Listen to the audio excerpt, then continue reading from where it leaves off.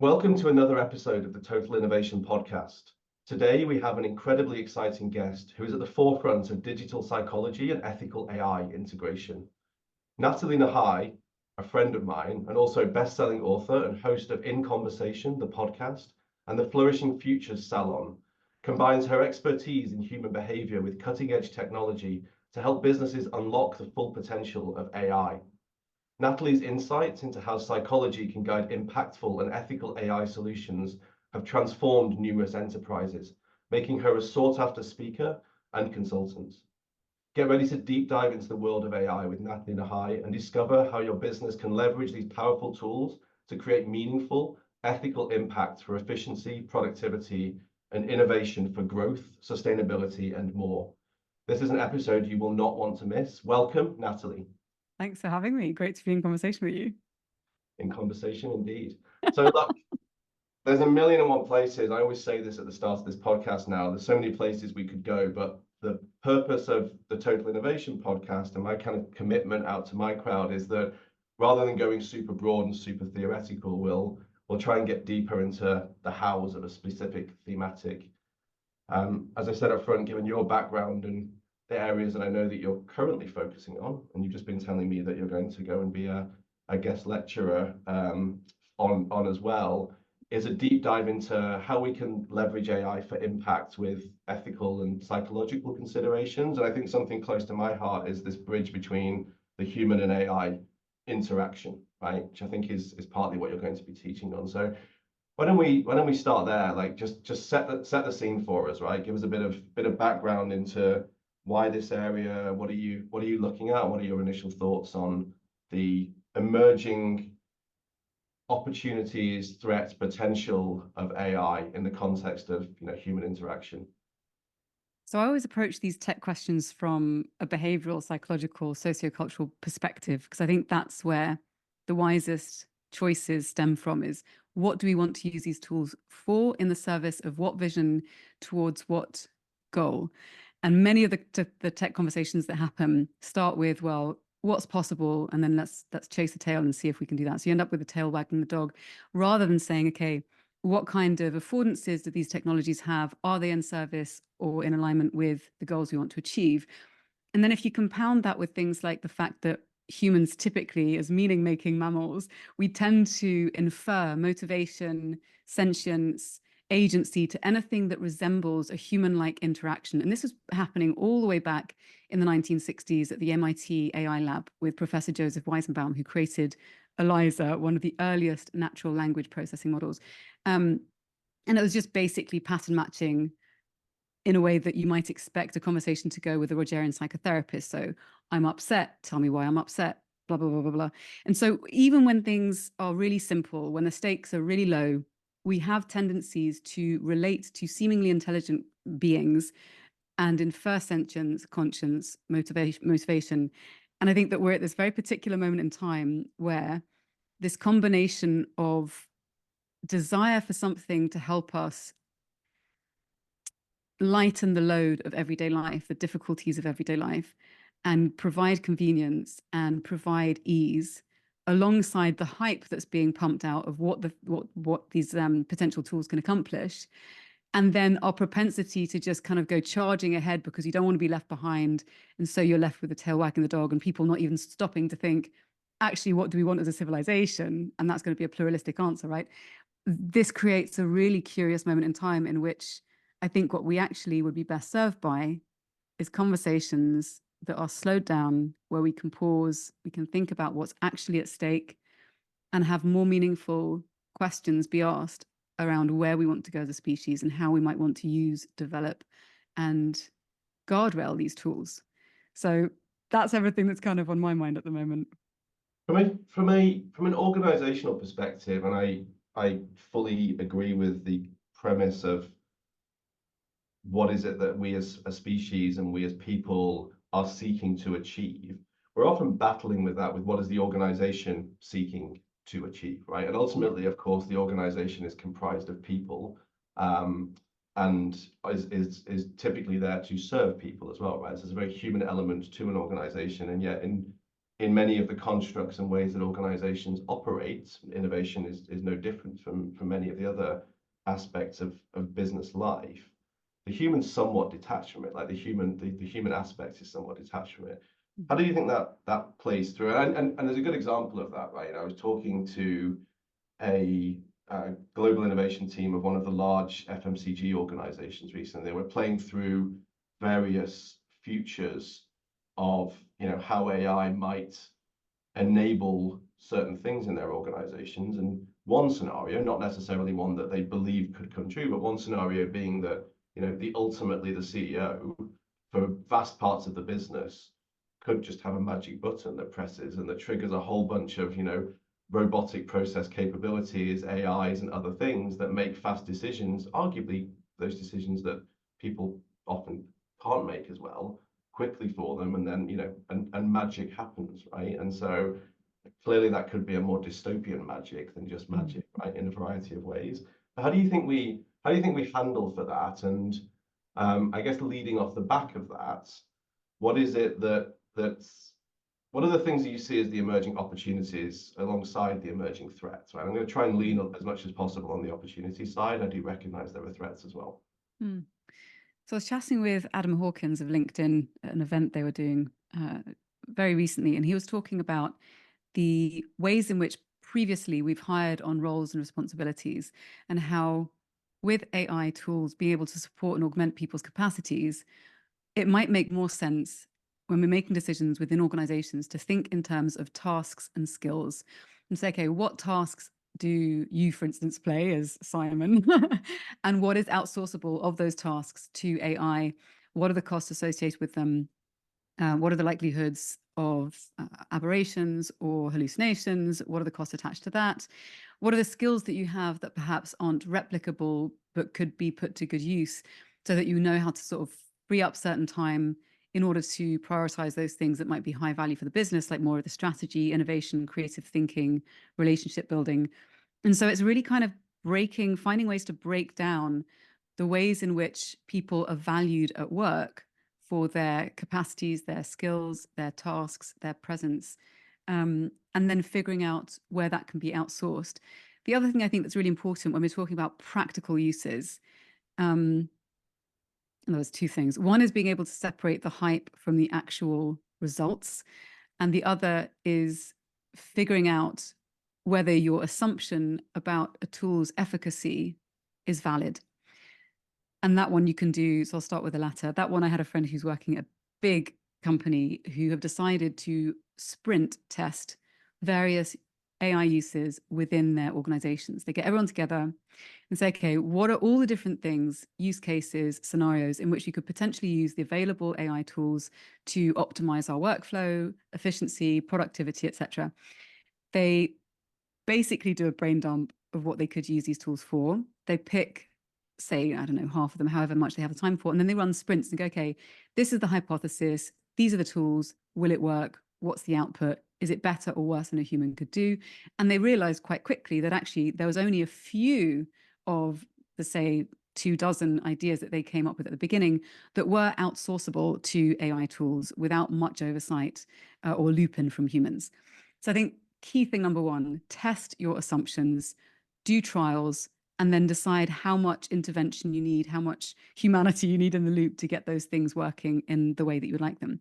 So the second thing that I think is really important for people to focus in on is not getting taken in by the hype that exists out there. And there's a lot of hype because the companies who are pushing these products want us to believe in their omniscience, the most extreme end of the scale. And I've been playing around with various different tools. Chief among them, I was very excited about Perplexity, which helps you to research, do citations. As an author, I can't tell you how many years of my life I've spent doing research to sort of synthesize into a book that's accessible. And so I was thinking, great, Perplexity is going to do this for me. I don't have to do any of the grunt work. Anyway, so I'm busy using it, testing it out. And then very recently, a new paper comes out that's published in the Journal for Ethics and Information Technology that says, and the title is, and I hope we're allowed to do X-rated here, ChatGPT is bullshit. And the authors say, and I quote, because these programs cannot themselves be concerned with truth, And because they are designed to produce text that looks truth apt without any actual concern for truth, it seems appropriate to call their outputs bullshit. And then you have people like tech CEO Palantir's Alex Karp, who's saying that it's not at all clear, not even to the scientists and programmers who build them, how or why the generative language and image models work. When you've got academics saying, hold on, guys, there's a problem, and then you've got CEOs saying there's an interpretability issue, we've got to really rethink how we, as consumers and users of this technology, are actually checking the output, making sure that it is truthful, that it's accurate, and that we're not just falling prey to the hype of, yes, this can do everything. And it's back to that behavioral piece of just because there's extra workload and precarity and friction and convenience, like all of these competing factors make it very, very tempting to me, as well as probably most other folks, to just outsource everything. And I think that's where the danger lies. And if there's a single practical step for people to take away from this conversation, it's don't believe the hype, test these things, check their limitations, and make cogent arguments for why specific things should be used, having road tested them yourself. Yeah, I mean, I think it's probably not widely known to people, but these big LLMs are employing armies of real people, right, to go through and Exactly. try and fact check and machine train the right things into the Yeah. machine, which obviously lends itself to a whole level of other set of questions around who are those people and what types of things are they training in, et cetera, et cetera. But And what are their values and biases that are being baked in? Because exactly, you talk about the CEO guy. I was talking in India earlier this year, and one of the opportunities for AI is to train it on data that is intentionally bias reduced. I don't think one can ever necessarily be bias free, but bias reduced. So then you could basically take the best of a CEO's qualities, in theory, in terms of the outputs they produce, decisions they make, optimize them to reduce bias, prejudice, any of these sorts of less desirable traits, and then essentially create something that's like, Simon 2.0, your digital double that makes a better go of things than you might. And then what happens to you? And then what happens when your digital double gets into a room with other people's? And do we end up with a secondary digital market of digital doubles? Like, it just gets into uncanny valley very, very quickly. It's probably something other than uncanny valley. It's more like the holograms are at it again. Star Trek territory. there's Simon 2.0 sounds like a terrifying idea. I was talking Terrifying. front that I'm reading, working through Ethan Mollick's book, Co-Intelligence, at the moment, and he talks about this being like the alien mind, as a concept, and part of the parallel in that, and I do think there's an element of something that I can get behind on this, is that the human and the machine, and your sort of Simon 1.0, Simon 2.0, it's like the bits the machine are good at is the bits that humans often struggle with, right? So mass computation and frames of reference and knowledge and everything else. And the bits that the machine is bad at, humans are often good at, right? And so there is a very natural, I guess, complementary piece to all of that, but it has to come with a very specific skill set. I think it's a skill set that's quite useful in the modern world anyway, because the ability to spot bullshit is a key skill, right? There's no X-rated on this podcast, you're fine. Yeah. Maybe the first guest that swore, but it's fine. We can start it friend. Had to pop the cherry. I think bullshit is good. Exactly. We can pop the bullshit cherry. It's fine. But what are your thoughts on that, right? From where does that line come between the role of the human and the role of the machine going forward, and how do we get that balance right inside our organizations? And I ask that from two perspectives, right? 'Cause I think you can come at it from an angle of just let the reins off, follow the hype. What I'm actually seeing in a lot of large organizations is the opposite, sort of like fear-based, hit the guardrails a little bit, and there is quite a lot of slowing down, I think, in some perspectives, in some aspects of this. But I don't then know if the areas of focus are quite right that are happening the other side of that slowing down, and if the actual benefits of this are going to be felt, because typically these large organizations run fast, break something, go into full-blown panic, and then it takes too long to bring it back around again, right? So how do you think we should be thinking about this from an organizational perspective, which is where a lot of innovation is driven out of, right? A lot of the things that hopefully create value for us as a species going forward. And we need lots of that value creation right now. There's lots of reasons to hopefully be hopeful, in some aspects of this. So how do we get that? How do we get that balance right, do you think? That's such a good question. I mean, I think one of the things that we need to weigh in when we're making hopefully wiser decisions are the perhaps less visible, longer term externalities or costs, hidden costs associated with getting things wrong. Not to put the brakes on too early, because I don't think that works either. I think we have to be able to play with these different tools, but to advise us in terms of how we play with these tools in order to get more understanding of it. Yes, not to be left behind, but also not to make some really costly mistakes. And so there are increasingly widely documented issues around AI's problematic relationship with intellectual property, privacy, data protection, hallucinations being used in, for example, in the US and probably elsewhere, but the ones that I've read, in trials where people's lives literally hang in the balance. And so if we're thinking about the importance of getting data right, and yes, harnessing the scalability and rapidity of these technologies to improve our processes and our reach and our capabilities, we also have to be really conscious about how they're employed. So I think that's one thing to talk about, is like the context of it. But then I think the other thing that's equally important for innovation, and this comes down to organizational culture, and it speaks to your point about the fear that we can then, on the other side of the spectrum, fall prey to these doom-laden sort of stories about, AI is going to steal your job. It will collapse some jobs, but that's always been the case. It might be happening a bit more quickly in this instance, but then we have to skill up. There'll be something else to do. Might even steal your love life. I mean, there's some interesting stories coming out of some parts of Asia about synthetic erotic relationships. That's for the X-rated version of the podcast. But I think also there are other interesting elements around cultivating a stance of curiosity, continuous learning, openness of the beginner's mind, orienting towards these tools in a playful, discerning way, with a sense of, I guess, having a critical sense of what its limitations might be, so that we can actually engage with these technologies and start to make our own minds up. I think that's the thing that I'm most excited and fearful of, is it's this moment in time where if we lean into our capacity for self-determination, for cultivating critical thinking, discernment, leaning into the values that support positive, flourishing organizational cultures, social cultures, we can actually make some really good decisions about how the trajectory of AI goes from here on in. If we don't, then we're going to be really dealing with a lot of shocks that come afterwards. For example, a lot of folks are already bringing their own AIs to work. And if you're doing that anyway, because you don't want to be left behind, who does? And everyone on LinkedIn is kind of, that's a bit of a generalization, but everyone on LinkedIn, as far as I know, is prompted to write a post with AI. Like it's everywhere. It's built into the prompts, nudges that we encounter every day. So of course people are going to use it, but then what do you do about privacy issues when someone's taking contracts and putting it through, I don't know, ChatGPT or Claude to test something, not knowing that that proprietary information or NDA covered information is then in breach of that NDA, that, so there's all of this kind of stuff that we need to be aware of. And I think part of that starts with having conversations within the organization to say, okay, what are the things that you can just have free rein on and really go for it and play with these tools? And what are the things actually we need to sort of draw a red line around for now until innovation catches up?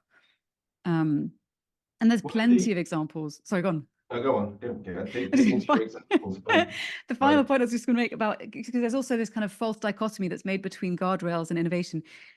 People had to innovate to reduce death rates in cars when they came up with airbags and seatbelts. They didn't say, let's make a plane, and if 20 out of 100 planes crash, then we'll deal with safety. No, they were like, right, this plane has the possibility of crashing. Let's make sure it's unlikely to happen before we get anyone in the air. We have to take the same approach with AI, and I think it could foster a much wiser, more interesting form of innovation than the ridiculous kind of tech bro, fuck it, let's just go for it and see what happens. It's just insane. And we don't have that much time to get things right. So come on, wise up. No, exactly. And I think in there you've also touched on a number of different things, right? Like I think a lot of the work that's being done right now is very process, content generation, which does open up a can of worms around intellectual property and ethics and a number of other things. I know that alongside your work as author and speaker and wonderful things alongside it, podcast host, you are also an artist and a singer, and so I'm sure there's lots of bits of that life that really start to think deep and hard around, well, what does this mean for people like me in the future, and what's happening with my content, etc., etc. And they're very complex areas. The organization, I think, which is obsessed with intellectual property and patents and protecting things in a million and one different ways, is going to wrestle with that in its own way. Obviously has legal might behind it, and maybe the answer is just be a legal firm in the future, because you're probably going to have endless amounts of opportunities to make money. But it does feel like we're at a shift moment in terms of skills, right? And I mentioned earlier that one of your exciting new ventures at the moment is to be a guest lecturer on this topic of human AI interaction. What is it you're going to be covering there? Can you share anything? Yeah, for sure. So one of the things that I do here, but also in the UK, is I founded and host the Flourishing Futures Salon, which is connected with my podcast, which essentially takes some of the questions around how we relate to technology with one another and with the living world, nature, and bring that into conversations between people so we can ask better questions to be able to hopefully furnish more rich and appropriate long-term solutions to some of these wicked problems that we now face.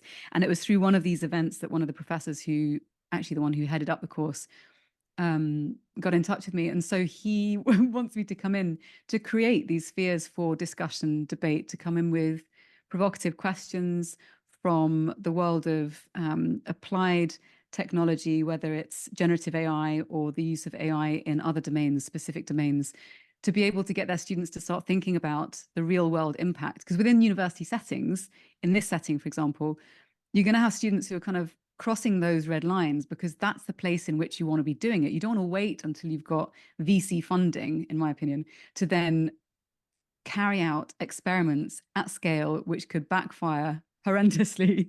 And then you end up with all these lawsuits on your hand. Like, you want to have testing grounds within which you can experiment with some of these technologies. And so that's kind of my role, is to come in and help people to think more critically about what they're doing, their wider impact, the ethical implications, and kind of that eudaimonic question of what does it mean to lead a fulfilling, meaningful life in a world that is completely entangled with the evolution of the technology that creates us and that we create. Which I guess is a big lean in also to what does it mean to have a purposeful and meaningful job and create purposeful and meaningful impact within an organization. And I do feel like that there is an increasing shift from organizational identity in that sort of direction for a number of businesses as they move forward.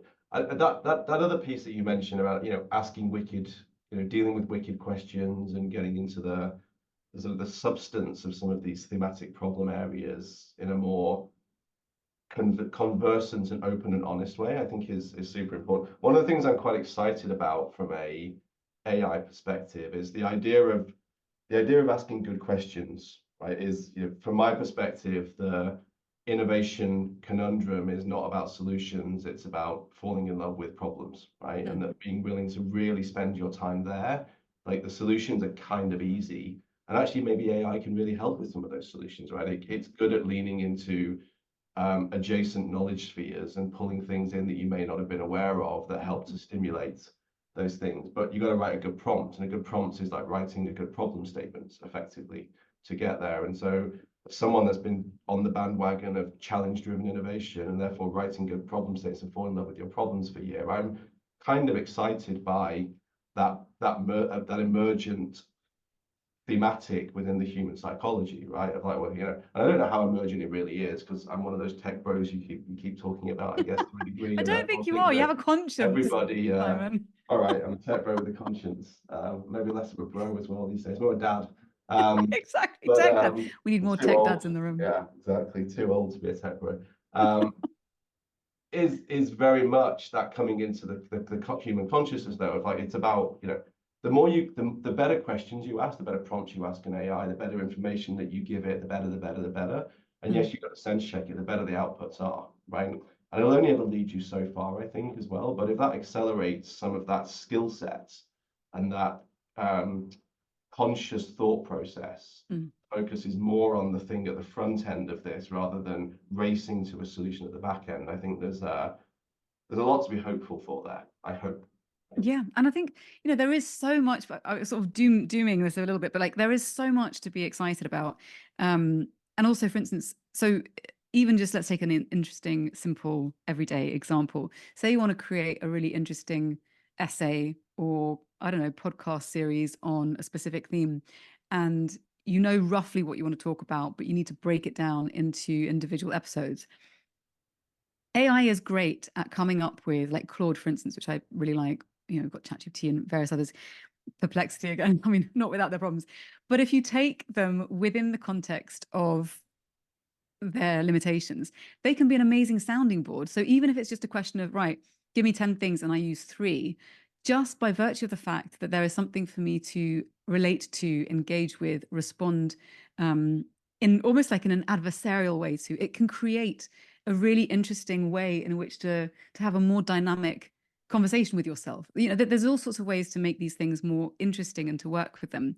But again, it's back to you were talking about the importance of elegant thinking and language and prompting. We ourselves can do better in response to these tools. So I think that's the invitation. It's like, okay, if they have their limitations, which they do, and they have these extraordinary capabilities, which they do, what do they require of us, or what do we require of ourselves in order to get the best out of them? And I think that's where the interesting stuff is going to happen. Yeah, I completely agree. I know we're starting to run low on time, so I'm going to start winding us in a little bit. I want to talk a little bit about designing a more user-centric AI, and you know, or maybe we have that already, right? Do we think this sort of conversational and then sort of data-drilled approach to it is the way that this moves forward? It's somewhat accessible, right? It's somewhat useful, as you've said. It's kind of got its limitations. I've struggled a bit with Perplexity. I'm glad you put your head into it a little bit more, but I kind of get lost in it. It's like the alternative universe of cat videos on YouTube, and the slightly different guys. I, I say that slightly tongue in cheek, of course, but there is an importance in designing these things with user behavior, human psychology in mind to make them accessible not just to the highly technical literate, right? And so I think that comes with skills, different skills as well. You know, you and I have spent a reasonable amount of time in and around this technology at this point in time. Therefore, we understand it has limitations. We understand it can hallucinate. We understand what that even means as a sentence, and we understand therefore to be suspicious and appreciative of it in the same breath. But how do you think about that with your various hats on, from your sort of psychology background, your value creation background, your ethical background, your user-centric behavior background? Like, what does it look like to design this thing in a way that's creating the right value and being used for the right way for most people, not a few people? That's such a good question. I think one of the first things to say is that obviously, because it's predominantly through language, we're not yet at a point where it's gestural or there's Neuralink and you can just think responses or prompts directly into the machine. Oh, that is not a world that I want to live in. Anyway, because we're still in the realm of language and it's becoming increasingly easy to just dictate. I think in terms of accessibility, it's improving. For folks who don't have hearing or sight, I would be very interested to see what a haptic AI could look like. That's perhaps cause for another conversation, but there's potentially very exciting innovations that could happen there also. I think in terms of getting people into that sense of enough leaning in, like getting into that sense of feeling comfortable enough to try, I would love to see an example of an AI that onboards a person and teaches them as they go, almost like an onboarding of an employee, saying, okay, these are the things that I can help you with. Do you want to try X, Y, and Z? And they go through, like, for instance, if I'm thinking about my parents using Claude for the first time, Claude might say out loud, these are my capacities. These are some of the things I can help you with. These are some of my limitations. let's have a go. Let's try exercise A. I mean, you'd make it more like a game. You'd gamify it, obviously, thinking from a UX perspective. But then also dealing with some of the expectations that we fall prey to. One of the interesting interventions that I've seen people suggest, especially when it comes to confabulations and hallucinations, is to change the language from the AI itself, saying something like, I may not be 100% certain of this answer, so please check it. These are the things that I found. These are the things I suggest. So it's kind of building humility into the machine's responses to make sure that the end user is aware of its limitations as part of that day-to-day, moment-to-moment interaction. So I think there's lots of things that we can do. I'm optimistic that accessibility is going to be improved, and hopefully reliability as we hone these things. You know, these are really early technologies in terms of people being able to access them at a commercial level. So yeah, let's see what's possible. I think we're going to see some great things coming from some interesting places. Probably not the big players, but you know, the exciting stuff often happens at the edges. I think, yeah, I was gonna add to that. I think there's this understanding, I think, at the moment, because there's some brands that are emerging around these things, and they're kind of getting a lot of money pumped behind them and driving the breadth of awareness and the breadth of capability that will, you know, underpin a lot of the great work that's going to be done going forward. But not only is it on the edges, I think it's done in the specialisms, right? If you're going to start to standardize a lot of human life, which is the bit that I struggle with the most, actually, because the thing that makes us magical and human is not very standardized, right? And so if we're gonna try and figure out which bits we want to standardize, what's the most banal aspects of the things that we have to do. There's quite a journey to go into, and no one likes spending much time thinking about those things either. And often when we do, they're quite hard to standardize in a million and one ways. I've got another guest coming on soon, and we'll probably explore more of that.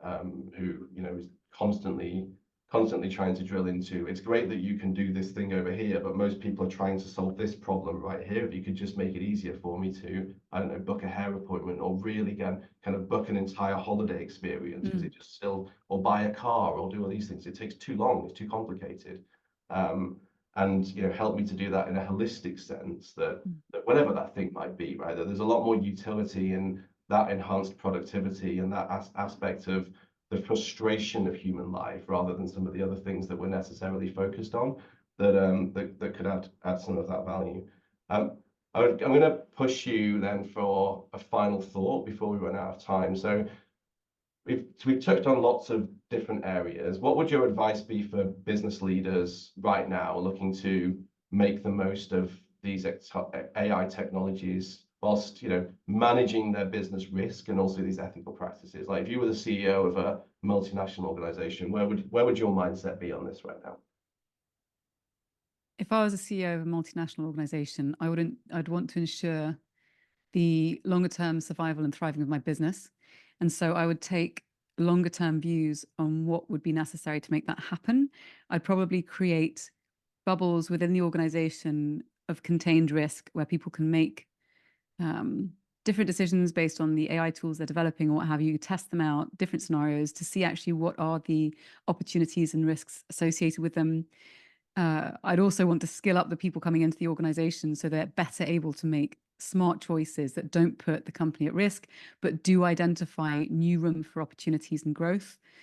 And personally, because I have to throw this in, I'd be looking at ways in which to integrate AI that support the flourishing of life. So whether that's looking into AI companies that are more resilient in terms of reduced resource consumption, or helping to solve some of the more complex problems. Like, we have to all align everything we're doing to that end, including and perhaps especially big businesses.